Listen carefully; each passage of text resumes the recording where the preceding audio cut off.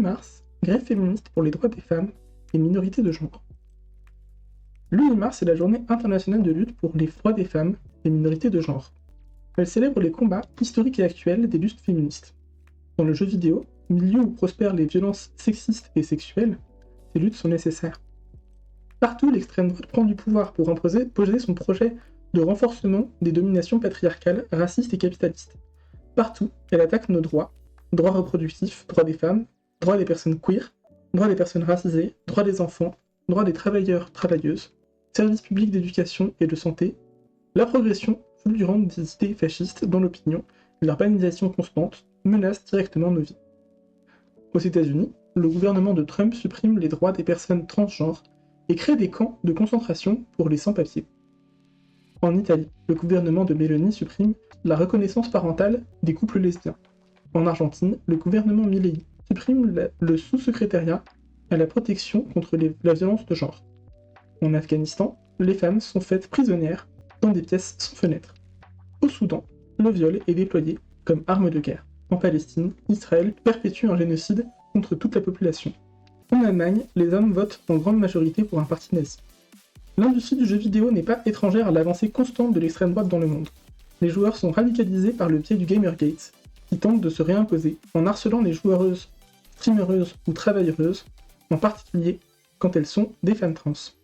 À côté, nos patrons et patronnes ne disent rien contre les idées d'extrême droite, voire même les soutiennent. Nos patrons et patronnes et nos entreprises jouent un rôle actif dans la promotion et la banalisation des idées fascistes, dans la protection des auteurs de violences sexistes et sexuelles, dans la discrimination et l'exploitation des femmes et des personnes queer. Nous, travailleuses du jeu vidéo, sommes concernés et nous ne nous laisserons pas faire. Les demandes des travailleuses de l'industrie du jeu vidéo sont simples, il est presque hallucinant de devoir les faire en premier lieu. Les directions d'entreprise doivent réellement écouter les travailleuses, et donc prendre au sérieux les remontées de leurs représentants et représentantes et respecter les négociations. Il faut mettre en place des processus concrets de révolte, de données et d'informations pour pouvoir les fournir ensuite aux représentants et représentantes du personnel.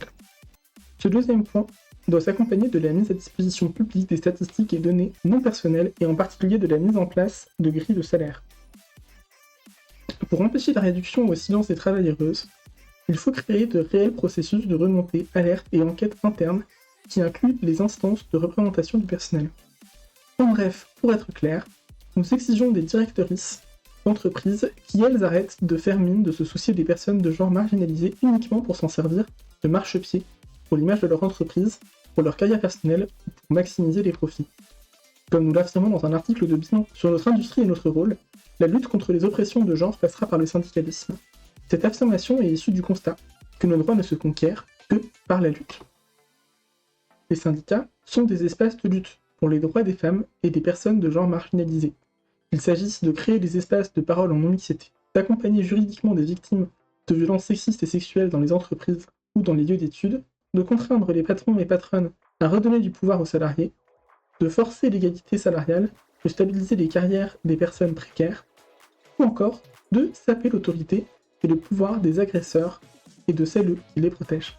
Face au projet ultralibéral de l'extrême droite et du gouvernement, nous demandons des vies dignes pour toutes par la grève générale féministe.